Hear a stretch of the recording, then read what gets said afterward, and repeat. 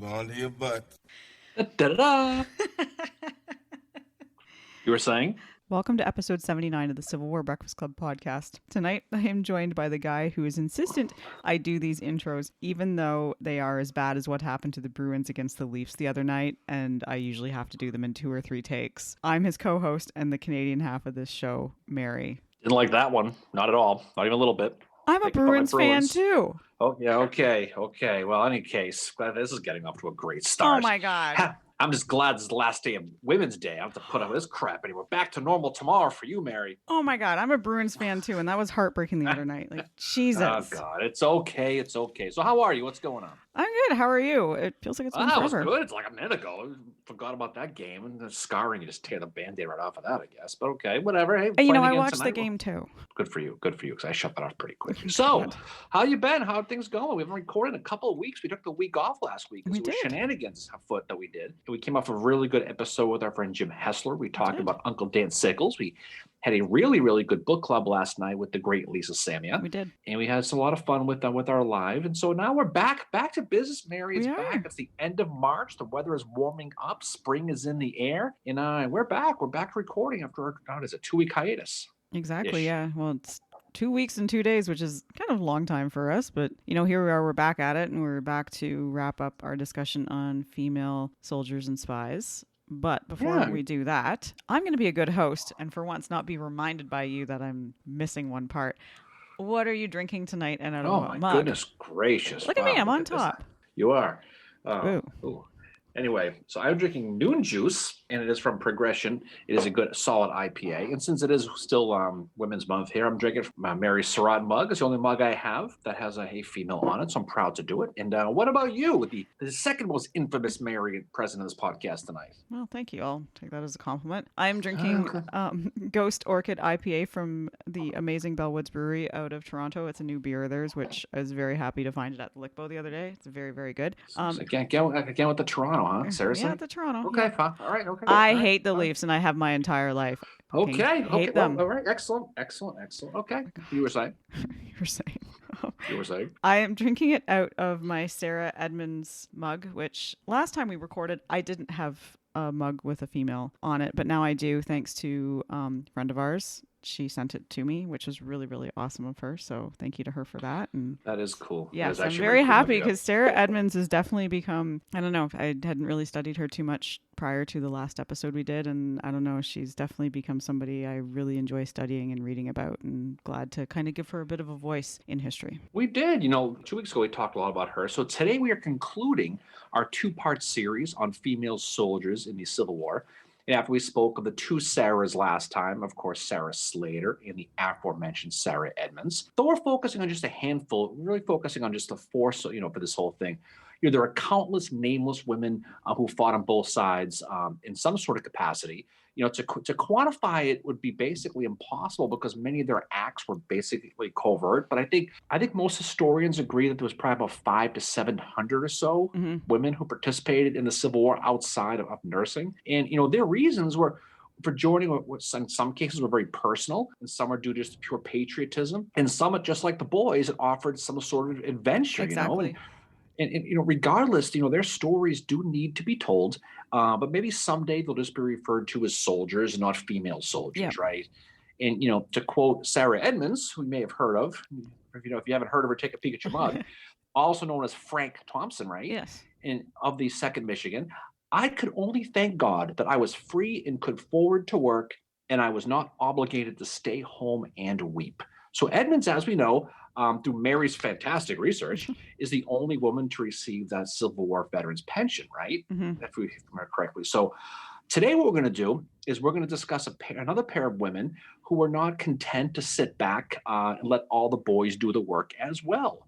Of course, we're going to talk about Pauline Cushman, as well as Frances Elizabeth Quinn. So without further ado, why don't we kick it off with Pauline Cushman, Mary? So why don't you take over and wow us with your brilliance of Pauline Cushman? Right. Well, the one thing I want to say is about these 2 women, there wasn't as much information about them as what I was able to find about Edmonds. I think it's because, I was able to read some of Edmonds' memoirs and all that. And Pauline Cushman did write memoirs as well. I just want to say thank you to our friend MJ because she was able to answer some questions because she actually portrays Pauline Cushman in reenacting. And we're going to have her on here at some point to talk a little bit more in depth about Cushman and what it's like to portray her in living history. Yeah, Pauline Cushman is such a fascinating character, and we'll talk about her in detail. We're not, I'm not going to do too much because we do want to save some. We're going to dedicate a whole episode to her with MJ, and MJ is the guru. She is, as far as I'm concerned, with all things Pauline Cushman. She so is. we'll talk about that. But needless to say, she's somebody with, like many of these people, deserve to have their story told. For everyone we talk about, there is probably 100 that are out there that we don't. So that's what's great about history, is they're just waiting to be discovered. Exactly. Just like these people have. Exactly. And I did find some parallels between Pauline and Sarah, which was pretty cool. So just to begin on Pauline, she's born June the 10th, 1833. She's born Harriet Wood. Pauline Cushman is actually her stage name, and I'll get to that soon. She's born in New Orleans, Louisiana, but she moves to Grand Rapids, Michigan when she was young because her father would open a trading post where he worked with, trading with Native Americans. And I just thought this is like one connection she has with Sarah Edmonds is they both live in Michigan for a period of time. Her father was actually Spanish and her mother was French, and apparently the daughter of one of Napoleon Bonaparte's soldiers. She had 7 brothers. So at an early age, she learns how to ride horses. She learns how to shoot. And she also learns how to canoe in the rivers in the area where she lives around Grand Rapids. So again, very similar to Edmonds. Like they've got this kind of, today we might call them a tomboy, just these kind of more, she's not like the traditional female of her time. She's into this kind of sense of adventure and hanging out with her brothers and all that. But her dream was to become an actress.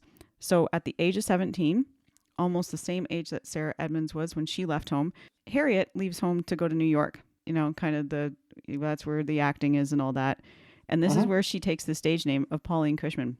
But she struggles to find work, but eventually she's hired by a theater manager in New Orleans. So she goes back to the place where she was born. She became known for kind of her full figure and her seductive charms as well, which she's going to use apparently when she's a spy for the Union Army. It's at this time when she starts acting that she meets her husband, Charles Dickinson, and he was a music teacher and a theater musician, and they actually end up moving to Cleveland, Ohio, because that's where his family is, and they wanted to be close to his family. They have 2 children named Charles and Ida. When the Civil War breaks out, Charles, Pauline's husband, is going to enlist in the infantry as a musician, and he ends up, I think he gets wounded at the Battle of Shiloh, and he ends up passing away in 1862 on December the 8th. And Pauline said this of when it happened. When my husband came home from the army, he was in very poor health. In fact, a complete wreck. I had 2 small children and was unable to take care of both of them and him, as his father had a very large house with plenty of room, and he had 2 brothers and 3 sisters at home besides his father and mother. He went there to be taken care of. I heard his condition every day and frequently saw him. We never expected him to get any better, but regarded him beyond the hope of recovery. So it's pretty tragic. Like, she knows when he gets back, and so does the whole family, that he's never going to recover. So that is going to ultimately leave her a widow with 2 small children. Pauline does attend his funeral, which he dies of dysentery. It does, right? yes. Yeah. Some say dysentery. Some say he had a head injury that eventually killed him too. Oh, who knows? But it's interesting that you talk about Pauline Cushman. We talked about Sarah Slater last time. How they both were married a musician / dance teachers. Yeah. You got one who's going to be a Union spy, one's going to be a Confederate spy. Yeah. It's just, there's certain parallels you notice as you study these, that it's just kind of sometimes it's always fascinating to find these little details that probably no one cares about except me, admittedly. No, I find it fascinating too. Like, I was trying to find little connections that she might, similarities between her and Sarah Edmonds, like that they're both in Michigan. They both seem to have this tomboyish nature about them where they're, they enjoy riding horses, and they seem to enjoy this sense of adventure, kind of outside of the traditional roles that females held back then, which is pretty cool. So after Charles dies in December of 1862, Pauline, for whatever, probably a variety of reasons, she leaves her 2 children, Charles and Ida, with her sister-in-law. She goes off to start acting again. This left her kind of estranged from her in-laws, unfortunately. And, of course, she's a mom, but she's leaving her kids, but for whatever reason, right? So she ends up acting in this play called The Seven Sisters in Knoxville. And Mhm. this is where she begins her career as a Union spy. So one night, two Confederate officers approach her and say, "Hey, can you toast Jeff Davis in the play and we'll pay you like $350, which is a considerable sum It's good money. in that time." Very, very good money. Now, this is where there's like with anything in history, it's not 100% known how this goes down. Like there's different reports as to what happened. There's some reports that she just did it and then was, pulled aside by a Union officer afterwards. There's another report that she went to this guy named Colonel Orlando Hurley Moore Really, and yeah. said, "This is what these guys have asked me to do." I guess she had a bit of a reputation for being a very good actress. So Moore says, "Well, why don't you do it, and we'll make you a Union spy." Yeah, he's the U.S. Provost Marshal out of Louisville. Mm-hmm. So it's interesting that she gets this order from these two Confederate officers to toast Jefferson Davis in Yep. the middle of this play, and she's like, "Oh, I don't know about that." And money's money though. Got to pay the bills, but she Well, gets yeah, exactly. advice. She's The a story's widow, true, and women you didn't make know. as much as men back then. Sorry, go ahead. But it's funny. Moore is like, you know what? Screw it. Do it. Who cares? Yeah. Have fun. She says, "Why don't you go ahead and do it, and then tomorrow come see me." Is what Mm-hmm. he says to her. Yep. So he might have had a premonition what was going to happen to her as soon as she did that. Oh yeah, she ends up getting fired from the theater because they think she's a Confederate sympathizer. But Moore's thought is like, holy shit, if you can convince people that you like act so well that you can convince people that you're a Confederate, we need to have you behind enemy lines and gathering intelligence for us. And again, it seems so similar to Edmonds. I think Edmonds enjoyed the acting part of being, Frank, that she enjoyed that very much. A lot like Pauline Cushman, her passion seems to have been acting. So she ends up starting to spy for the Union. And there's one story where just as she's beginning, she's at this boarding house and she's being a very Confederate sympathizer, but she figures out that the person who owns the boarding house is going to poison the Union soldiers there. Right. Boarding house owner ends up getting arrested for that. And another time she dresses up as a man, convinces a woman who is carrying Confederate supplies that she's, secretly a Confederate officer, and the Union ends up getting those supplies. So Yeah, she's she's good like at what she does. The Meryl Streep of acting. You think about it. She could play the feminine role. She could play the Yep. masculine role. She could play the woman. She could play the man, and she does it in a way where she's so good at it that she's able to fool people on really Mhm. all sides. So I mean, as good as the Edmondses of the world are and the Bell Boyds of the world are, she has that background, that Yep. performance art ability. And she can think on her feet quickly, which is going to benefit her later on. Mhm. She gets her butt caught. But it's fascinating to see how she's able to kind of play both sides of it and Yep. ultimately end up with the goal that she wants, which is pretty cool. If you think about it. No, it's a very, very fascinating story. So she ends up going to Nashville to be given very specific instructions from Colonel Truesdale, I think his name is, and William Truesdale. Yeah.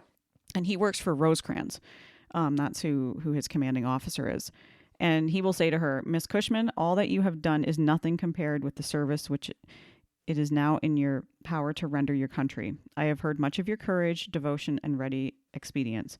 But what I want you to do will demand a quickness of an intellect and a powerful constitution, a ready wit, and the courage of a soldier tried in 1,000 fields." So she's already got this reputation by the time she gets to Nashville. So what happens is she ends up going behind enemy lines, and she's around where General Bragg's army is, his army It's of funny because Tennessee.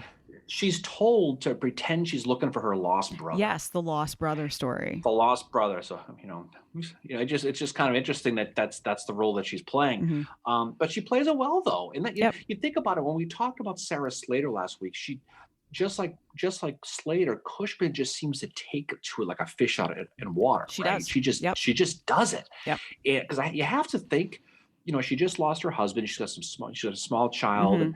and she is taking on a role that is obviously extremely dangerous Very. for anybody, let alone somebody with very little experience in the field. Mhm. And she does it, and she just does it, which is absolutely, I mean, it's just I'm sure there was moments where she probably had feelings of trepidation and holy crap, what do I get myself into? Yeah. But she didn't show it, and it didn't affect her, which is fascinating. No, it really is. And that reminds me of Edmonds in a way. Edmonds, as you said, just like Slater, just like Cushman, and I'm sure just like we're gonna see with Quinn, they take to it. They adapt so quickly to the role. And I think with Edmonds and especially and with Cushman too, it was this ability they had to act.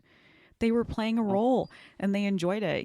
For Edmonds, it is this sense of adventure, and it probably was that way for Cushman too. But also, we know with Edmonds that it's very patriotic, and maybe it was that way with Cushman as well. But we're not 100% sure. So her mission is to report back on the Confederate defenses and what Braxy's got going on, kind of thing, right? Right. And so she is told by Truesdale, don't write anything down. Don't take anything physical, like don't take a map or anything like that. Commit it to memory, because if you get caught, you don't need to have that shit on you. And that is unfortunately what happens to her. Is she does end up getting caught. She puts she's able to gather a lot of information because she had invites from the Confederate officers to walk along her line, walk along their lines, right? Because she's very attractive, very pretty woman. I don't want to say she uses that to her advantage at all, but the men are, she's invited to walk along with them and all that. And as I said, she's supposed to commit it to memory, but she ends up making drawings of rebel fortifications at Shelbyville and Tullahoma. There's a story that she got a map off of one of the officers as well, which she concealed in her boot. And she's captured by none other than Morgan and Forrest when she's heading back across enemy lines. And she tries to escape, but is recaptured again. And they take her to Bragg, who orders her to be tried as a spy. She ends up, the verdict is basically you're guilty, which that's death by hanging. So Bragg was going to have her executed. Right. But while she's waiting, she becomes very ill. Ish. Right? Yeah, exactly. Ill-ish, because she's an actress. Like the way you were sick from work a week ago on Monday. Yeah. Fucker, I was sick. Oh yeah, you were sick, all right. Oh my God. Anyway, you were saying. Anyway, so she plays up her illness a little bit. Braxton Bragg finds out he's got to get the fuck out where he is, because the Union is on his ass, right? Like Rosecrans is coming towards him. And so the one doctor, he's just like, she's not well enough to travel. She'll die on the way, blah, blah, blah. So they leave her there with in the home of a civilian doctor. And she ends up being rescued by the Union Army and going back to Nashville.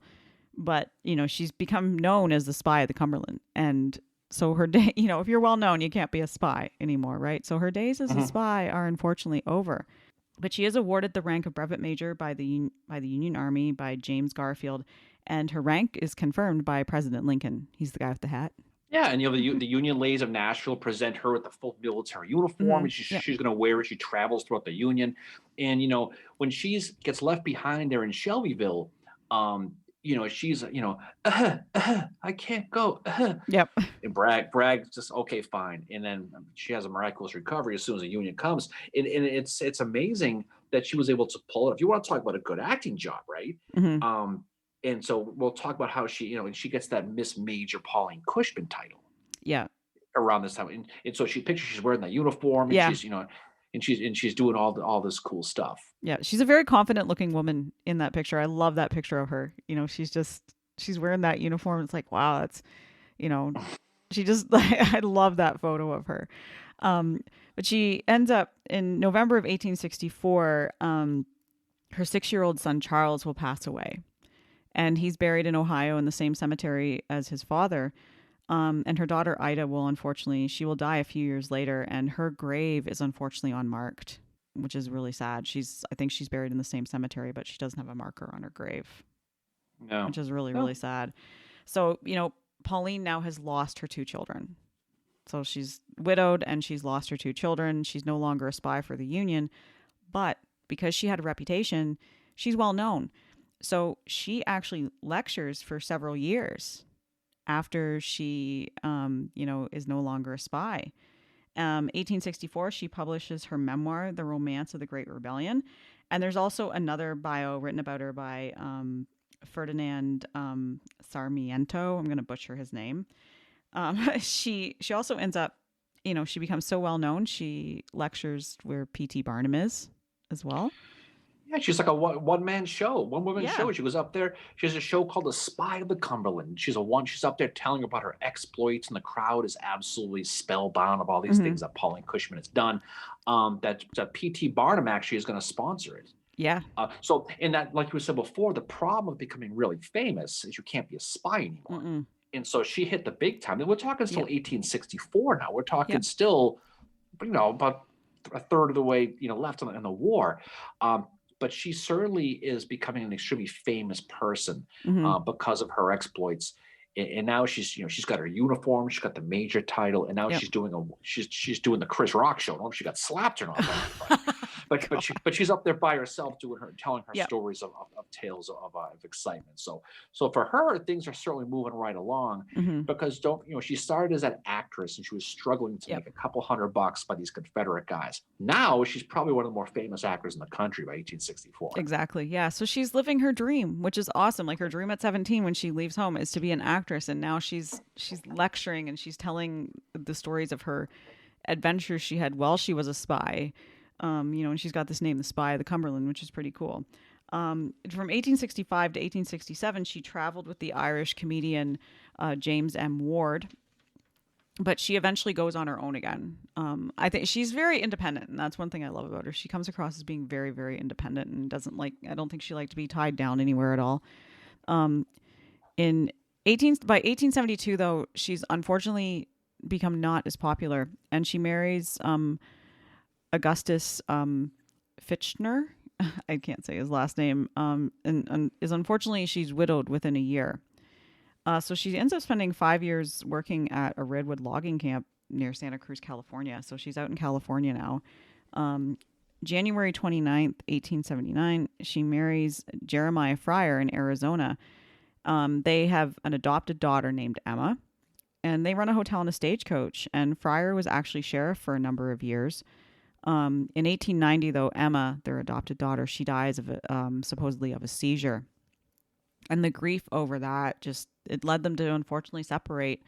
So, Yeah. here we have Cushman again. By 1890, she's not doing very well. She's poor, and she's also suffering from arthritis and a few other health problems. Yeah, she finds herself in El Paso, Texas, Yep. penniless Yep. by 1892. So she's done that full 360 of what it Yep. was.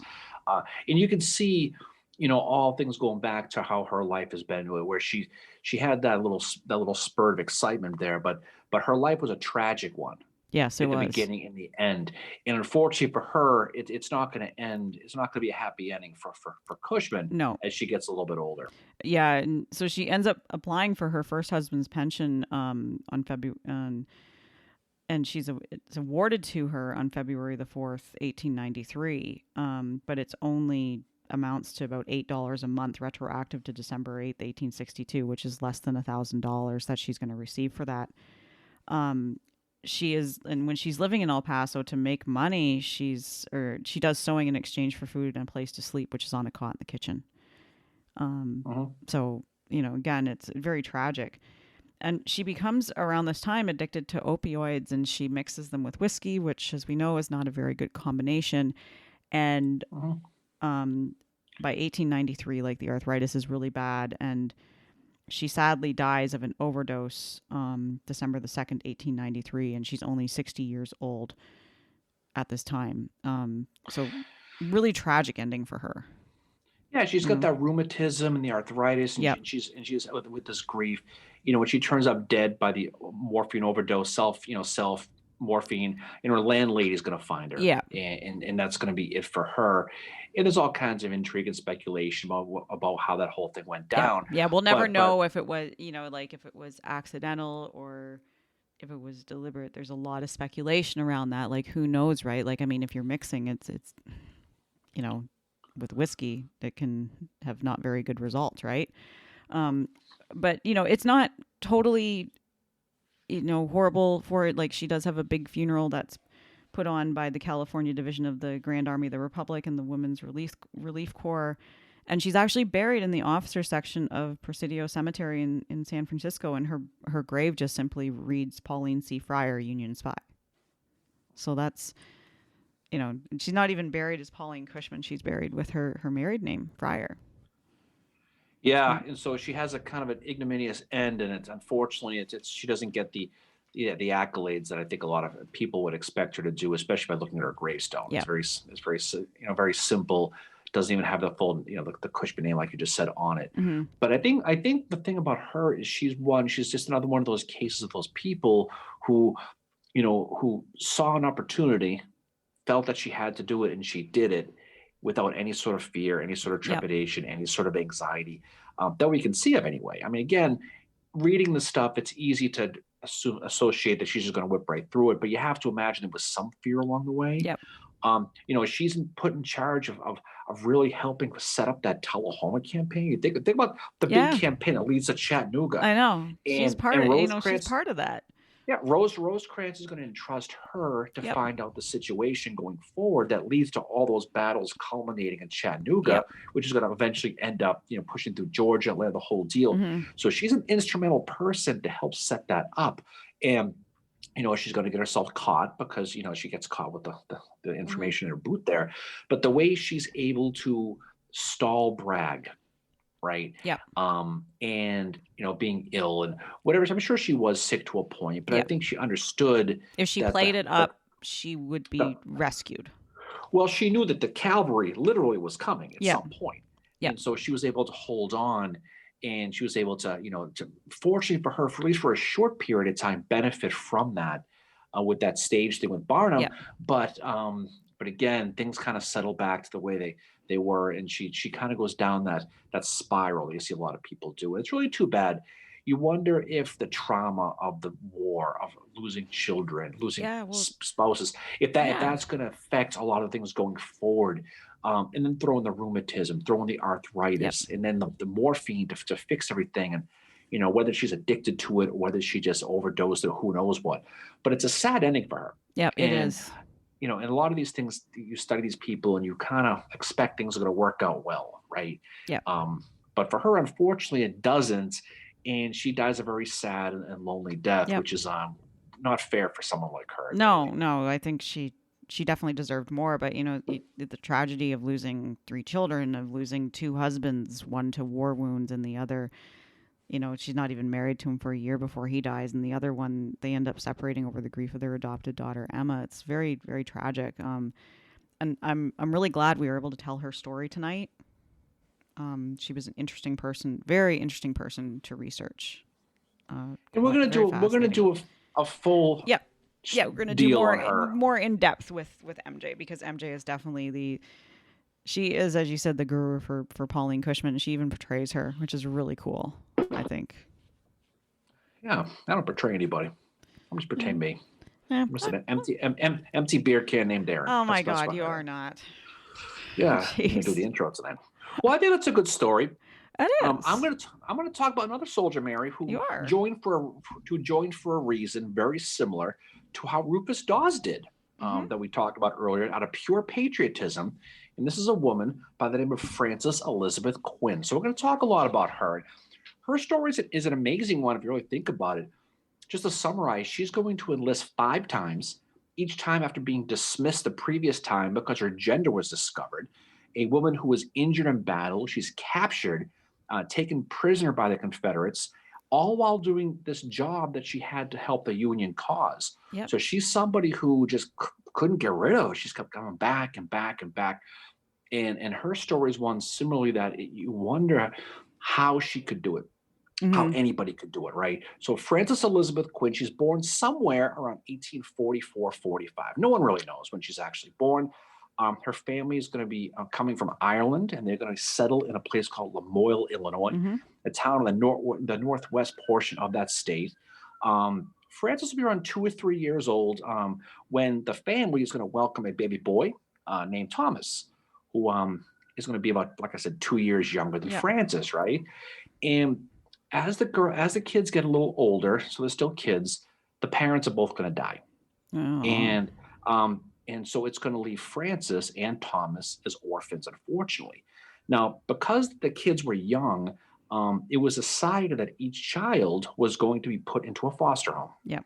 Now, unfortunately for the kids, they couldn't find a family to take both, so they had to split them No. up.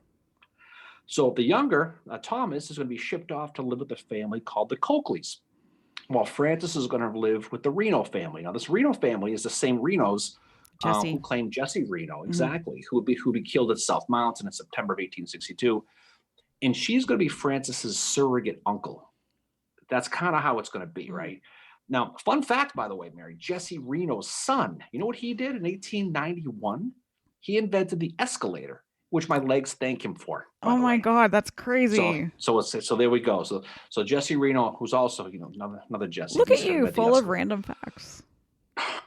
Every time you see the escalator, here You you go, salute Jesse it. Reno. I salute it. Thank you, Jesse. The Renovator. but but exactly. But so when Frances turns 12 years old, you know what she does? Just like you did, she joins a convent, Mary. That's what Oh she does. yeah. And she's gonna go to Wheeling, Virginia, which is now Wheeling, West Virginia, Yep. to get an education. Now, when she is finished at age 16 years old, the Civil War is just starting. Yep. Okay, and she's going to return to Lamoille from Wheeling. And when she gets home, she's going to be stunned to find out that her younger brother Thomas, He's who's 14 at the time, 14. he's going to lie and he's going to join the Union Army. He's going to join the 52nd Illinois. He's going to join at age 14. And Francis and Thomas were very, very close to how orphan children tend to be, right? Mhm. They tend to find that Yep. that connection, right? And Thomas joining the military affected Francis deeply, very, very deeply, almost Mm. like twins, right? Wow. For that reason, Francis Quinn is going to decide that if Thomas enlisted, guess what? I'm going to too. Mhm. But of course, there's a problem, Mary. You know what the problem is?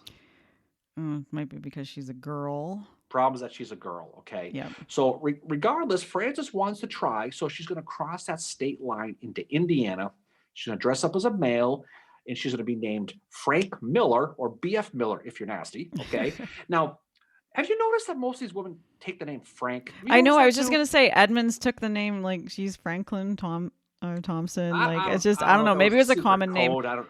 I don't know. Yeah, I don't know how it Well, was, I was gonna say the but other whatever. similarity between Quinn and Edmonds is that they are both immigrants They certainly are. too. They are. Although there's some questions whether or not Frances was born in Illinois or she was born in France. Mhm. That's the thing. Her Yeah. birth is kind of nebulous. Yeah. But one thing is not in doubt. She was medium height with dark hazel eyes and dark brown hair. She was a rounded features. Okay, Mhm. and she Ooh. had a feminine voice. So that's how most people described her. Now, her enlistment ruse worked, and she's now finds herself a new member of the 15th Indiana. Okay, this regiment has 30-day papers. That's it. So she's joined for 30 days, and that's going to be it. So her stay with the old Hoosiers, Mary, is going to be a short one. It's going to be like your last DQ job, in and out, gone. See you later. But no, but Frank, what's interesting is at some point when she joined the military, Frances didn't allegedly, she definitely did. She wrote a letter to her brother Thomas to state that she was enlisted. Mhm. Okay, now that letter doesn't exist, but the reason it doesn't exist anymore. But the reason why what happened is Thomas's response to her still does exist, and Oh wow. he was pissed when he Mhm. found out that Frances joined the military. Okay, and she's going to respond back to Thomas. She's going to write a letter. It's going to have a copy here, not the original. So don't get all excited. It's just a copy, Good. okay? It says, "My dear brother, I wish to say that in reply to your recent letter that I volunteered in the army because I wish to have a part in the defense of my country's flag. I think I love my country as well as you do, and I think I may learn to shoot just as straight as you can. And if my health continues, I may be of equal service to that of yourself." This is a classic. If you could do, I can do better. Letter to your That's little brother amazing. is what this was. That's so Okay, awesome. Yeah, and she's so like just like Edmonds, she's so patriotic, wanting to fight for her country. She just doesn't want to kind of stand back. She's like, well, hey, if you can do it, so can I. so you can tell by the tone of the letter she writes to Thomas that the letter he must have sent to Yep. her originally, because you could tell she's how He silly bitched that her out was. totally Like, for that. He's he like, "What did. the Yeah, fuck are you doing? You're a what? girl. You Don't can't do you that. know? Girls can't do that." But her enlistment in that 15th Indiana is going to run out, that 30-day paper, and she's going to sign up again, this time with the 2nd Tennessee Mhm. Union Regiment, okay? And they're stationed in Louisville, Kentucky. Now, her stay with the 2nd Tennessee is going to be a short one because she's going to be discovered pretty quickly. She's a girl. I'm not sure what happened, okay? But they kind of smelled this one out pretty quickly. They kind of said, that's the Yeah. way it was. Now, it's interesting when you study someone like Quinn, is a lot of regiments claim her Yeah. in history. So you try to maneuver the way up the stream of where she actually went is Mhm. not the easiest job in the world. Mhm. But a month later, in August of 1862, she's going to join up with Company G of the 90th Illinois. This is the Irish regiment Yep. that's from Chicago, right?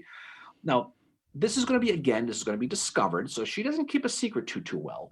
But there was one guy who did keep a secret, and his name was a Canadian of all things, Mary, a This soldier is the Canadian connection you told me about. right, named Jerry Kane, or he's also called Jer O'Kane, because he was a Canadian, he was the Irish regiment. And Frances met him in Chicago. She met him probably right around the time she signed up. There are no official records of this, but it seems anyway that she was claiming to be married to this guy Jerry at this point. Okay, and although when they were discovered by a guy named Colonel Timothy O'Meara, okay, who was the colonel of the regiment, she introduced herself as Eliza Miller and said that she was recently married to Jerry Kane and wants to stay with them in camp. So they find out she's a girl and she's going to get kicked out, but she says, no, you can't kick me out. I'm married to Jerry over here. Yeah. Okay, so I want to stick around. Now, this marriage, there's no real record of it. It's probably a common law thing, or who the hell knows. But according to a guy named Private Cabrick from Company G of Francis, she married an excellent young man, a member of her mess, and remained with the regiment ever since. Private James M. Jones says she was serving with her lover. That's what he said. Ooh. Okay, so it's interesting. One fun fact for this, Mary, this one for you, Fincheroo, okay, is eventually Jerry is going to they're going to get separated. They're going to split the two up. Yeah. Jerry's going to get sent to fight in Atlanta. He's going to be killed on July 28, 1864 at the Battle of Ezra Church, fighting for guess who? Oh my God, Howard. Oliver Otis Howard. Oh, there's our OO reference. So there's your Howard reference. Yay! Poor my Jerry. God. He must not have been able to run too fast because he got killed at Ezra Church. Aw. Okay, but by the end of 1862, Frances is back in the hunt looking for a fighting regiment again, right? And this is the 4th time now she's going to be able to hook up with the 2nd East Tennessee Cavalry, this time as a teamster. And she's going to enlist under the name Ellie Reno now. So she's moving right along. She's going to be sent to Murfreesboro, Tennessee. And on December 31st, 1862, she's going to participate in the Battle of Stones River, where she'll be wounded in the shoulder. Now, this is going to lead to her discharge because of her injury. It's going to take about 6 months to rehab the shoulder injury she has. While she's rehabbing in Louisville, guess what she's going to do? She's going to get married again. Okay. Wow. This time she gets married to, and I quote, a good-looking and gallant Captain Stewart. That's who she marries. Okay. Which probably, proved her marriage to Jerry Kane probably was not official. It sounds like she really did. Okay. But sadly for Quinn, Stewart's going to be killed right almost immediately after the wedding. He ain't going to make it. So she's going to lose her husband at this point, right? Now, while they're in the hospital, she's going to get a second piece of news that's going to devastate her. Yes. She's going to find out that the previous year, news is slow going through Tennessee apparently, that her brother Thomas was killed at the Battle of Shiloh the previous year. And that's going to really, really mess her up because, again, they were of equal minds, it seems. They were very close. And it took a while for the news to get to her because, she's hiding in disguise. Yeah, it's April 1863. Like, it's a year after the battle. And so it takes a little bit of time. So with the losses of Stewart, her husband, and especially Thomas, the heartbroken Quinn now is going to enlist in the Army again in Louisville under her old Frank Martin name. And this time she will join the 25th Michigan with General Jeremiah Boyle's district of Western Kentucky. Boyle is the guy who's chasing John Hunt Morgan around. Yep. And that's who this is the same guy, right? Now, unfortunately for Quinn, she's going to be discovered again as a female and she's going to be discharged. Now, at this time, she's sick of being discharged. She's just sick of it. So when this last time she gets pissed, she decides to plead her case to the big man, Abraham I was Lincoln. just going to say, And yeah, she writes that letter to Lincoln. and she's going to write a letter to the guy with the big hat. And she's going to write, and this is the letter she wrote to Lincoln: I do not wish you to think me bold as I write to you wholly out of love for my native country. I am true blue and for the noble flag. I am willing to die and have been in the army for nearly 1 year, and I wish to see it over, and I am willing to do anything to aid the government that lies in my power for my country. I have lived for my country, and I will die. And she signs it, Ellie Reno and Francis Quinn.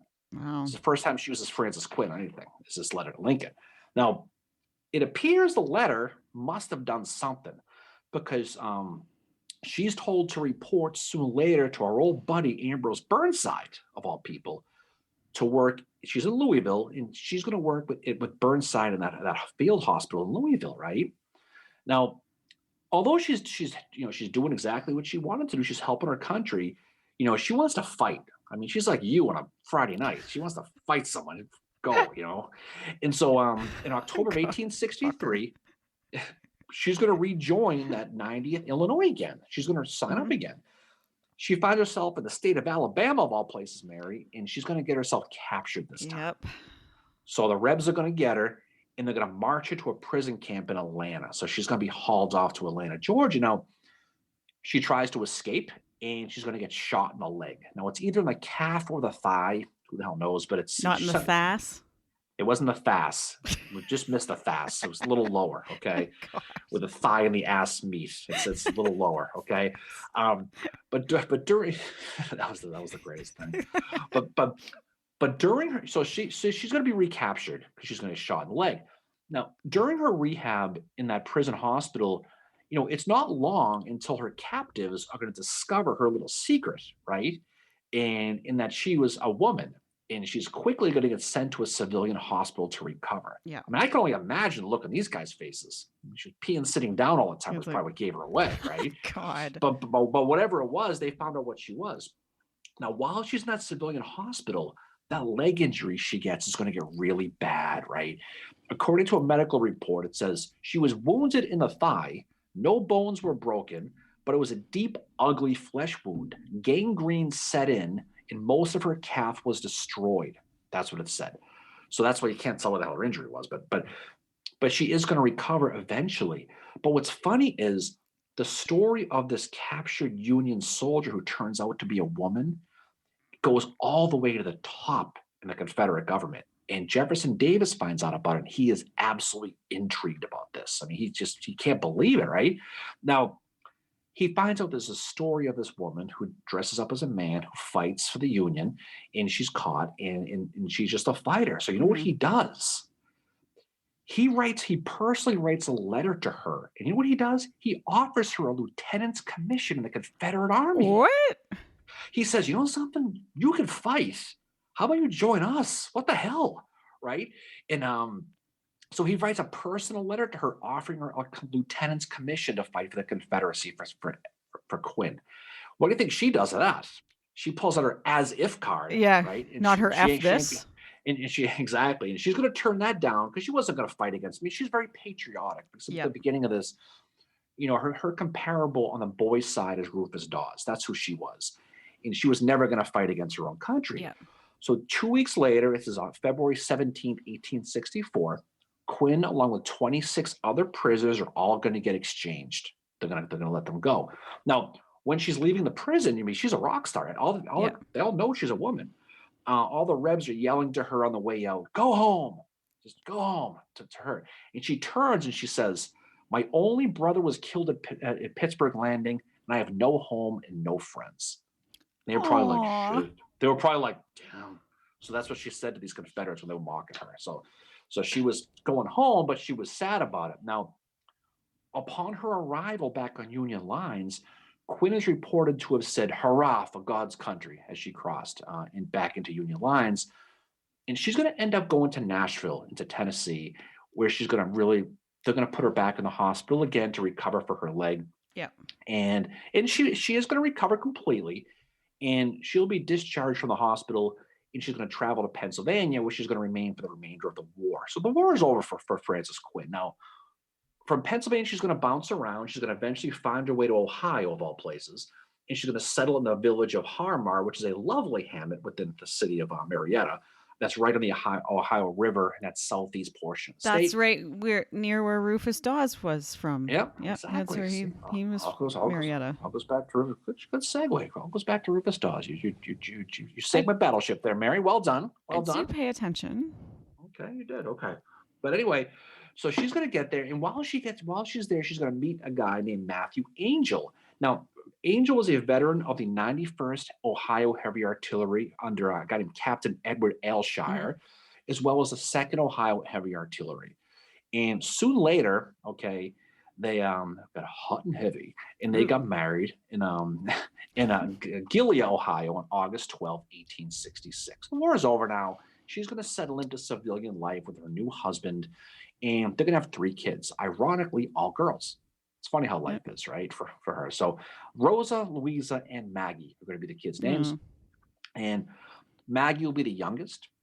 2 months after after Maggie was born, Frances is going to start to develop a medical condition at the time called dropsy. Okay, dropsy is it's edema is what it is. It's when it's a disease when that you have fluid buildup in your tissues, right? And it tends to focus more on your legs. So I don't know if it has to do with her injury or what the deal was. Probably would have been to do with her injury, right? I mean, who knows? I mean, how it is back then. But regardless, she's going to get this thing, and her condition is going to get worse, and she is going to die on June 8th, 1872. 26 years old. I know, she's so young. 26 or 27, depending on what her birthday was. But you think of someone who lived a full life. Oh, right? did she ever? Yeah. I mean, she got married 3 times allegedly, 3 kids. Yep, she has 3 kids. Yeah. 5 times. Fights, gets shot, escapes, captured, gets paroled. I mean, she does it all. I mean, she works the blizzard machine and the drive-through at the DQ. Hey, that takes talent. That takes talent. It does. But what's interesting is she is going to be buried near her home in Gallia, Ohio, in a private cemetery that's since been lost to time. It's long gone, right? Now, what's interesting is her story kind of vanished for a while, 1866 until 1916.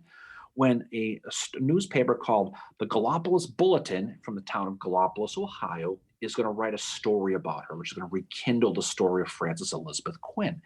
And it starts, the first paragraph, this is how the story starts. In a little private cemetery near the village of Thivner, a few miles from Gallipolis, Ohio, there sleeps one whose name, instead of being chiseled on an impervious marble slab bearing the simple dates of her birth and demise, should be written boldly and indelibly with those of the patriots and heroes of history. That's how it starts, and it tells her whole story. And it's a private cemetery on private land. It gets sold. It's just gone now. So it's I don't think it's even exists anymore where she's buried. But it's interesting when you study someone like Quinn. In a war where men deserted, where men now literally paid not to get out of being drafted. This is a woman who, it was pretty obvious based on the repeated attempts to enlist that Frances Elizabeth Quinn's gravestone should be written in such a way, if you really think about it, she's one of the many of those literally nameless and faceless women to history. She is, right? Yeah. And instead, her grave is lost to history.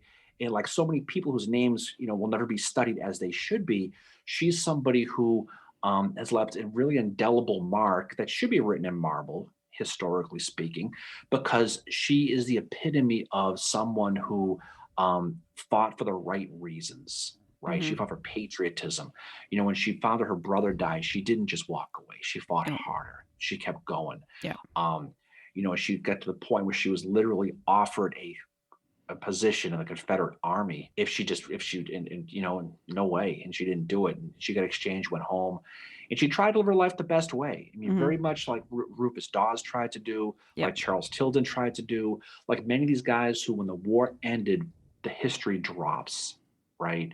But she's out there somewhere in Gallia, Ohio, and she's somebody who, despite her importance in history, is someone who is only studied by a very niche group of people who study this. And she's one of 500 to 700 women who fought in the Civil War whose stories just aren't told No, enough, no. And it's like, right? like when we had Lisa on our book club, her Nameless and Faceless Women of the Civil War, the poetry, which we both would highly recommend our listeners check out. It's beautiful poetry. It's a great way to look at the Civil War. It's very humanizing, and it gives a voice to these women that don't have them. And I think Quinn is all the four that we studied, and the countless others. There's Belle Boyd. There's others that they need a voice in history, and their stories deserve to be told as much as Rufus Dawes, as much as Howard, as much as Sherman, as much as any of these guys.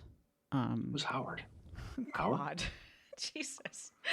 Any chance Fucker. you get, huh? Any chance you get. Anyways, but I'm really happy we were able to tell the stories of these four women. I wish it could have been more, and I'm sure we will look at them again. And it just doesn't have to be when it's Women's History Month, right? But you have to think about it. For the 500 to 700 that apparently fought, like there's got to be so many more we don't know about that were just that they were just that good. And you look at somebody like Quinn, who she gets caught all those times, and then you have someone like Edmonds who manages to go all the way through her service, gets malaria, and she's like, I gotta get the fuck out of here. And that's when she goes to Philadelphia and checks in that hospital as a woman, and then sees the poster that she had Frank Thompson had deserted, and it was death. And then she goes back to her friends in Michigan, and that's how she gets her pension, and the men rally around her.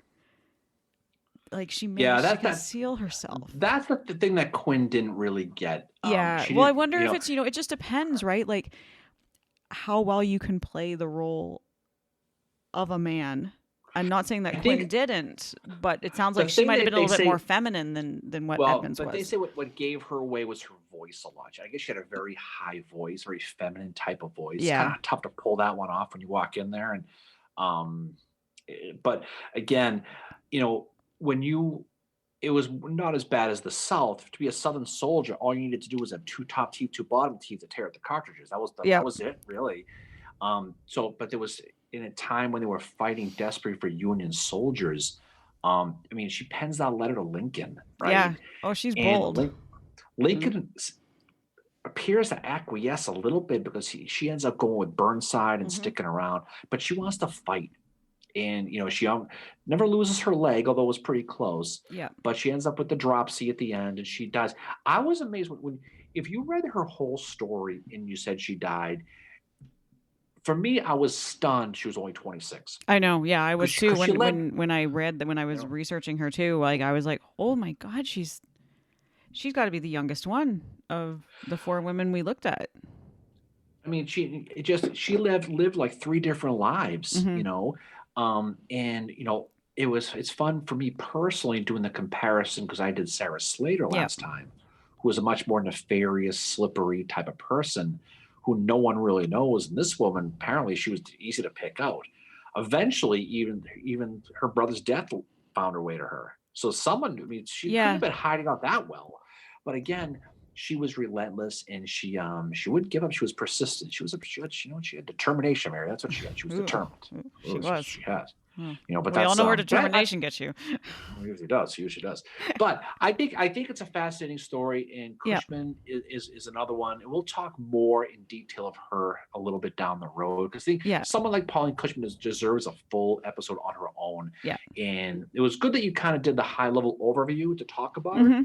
You will get more of the details later, but I like the nameless ones that admittedly they do.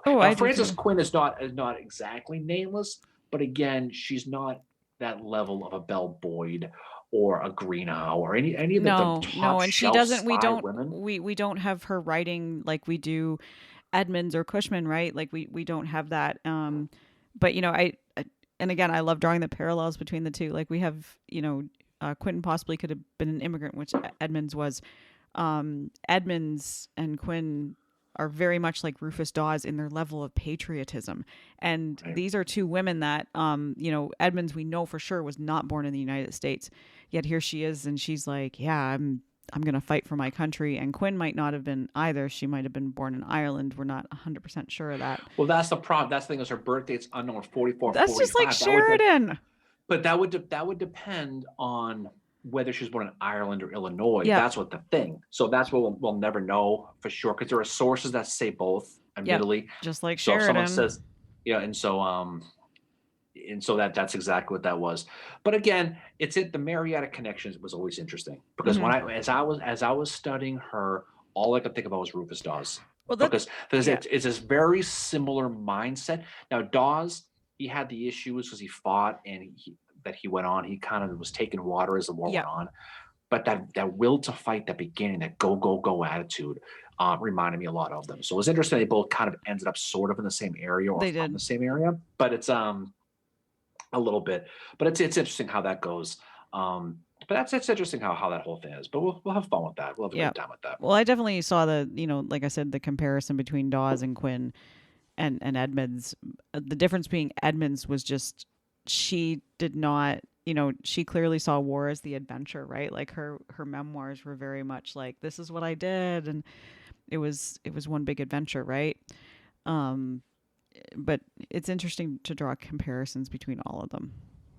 It is, but it's a fun study. It's fun to look at these people. I would suggest anybody, if you want to just go down a rabbit hole, just find one of these people and just dig and dig and dig, because there's just enough info to keep you looking, but there's not a lot. So it's really a really good field trip. And when you study any of these people, it's one that you can really get into. And the more you study, the more you want to learn. Exactly. And that was the case certainly for all four of these people. Oh, yeah, they're all so fascinating, and I'm so glad we were able to give them kind of like a voice in history, and just the fact we know somebody too, MJ, who portrays Cushman, which is fascinating, and it's actually got me thinking, wow, do I maybe portray Edmonds? It's even got me thinking of that, because I was just so fascinated and got wrapped up in her story when we researched her. So I'm really glad we did this. And we shouldn't have waited till Women's History Month to do it, but I'm glad we did it in Women's History Month. No, it's very cool. It's very cool. So the calendar turns to April. So what's next for us? So next we are going to be doing a couple episodes about Appomattox. We were going to do Shiloh, but then we thought, wow, wait, we did Bentonville last year. Let's look into the Eastern Theater and cover Appomattox. So we're going to be doing a couple episodes about that.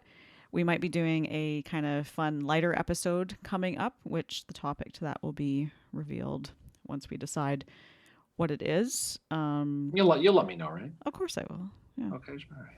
God. And we will be having our round table sometime in April as well, which we will let you know the date of that soon. Hopefully it's going to be on the third Wednesday. We've had to kind of mix it up the last few times, but yeah, we've got lots of good stuff coming down the pike for y'all. And yeah, with the next episode being episode 80, we are 20 episodes away from episode 100. So that's pretty cool. Your math skills continue to impress. I know that Mary McClellan math that was revealed in the first few episodes when you asked me what percentage of casualties that is, and I must have made you so proud when I came back with the answer that I did.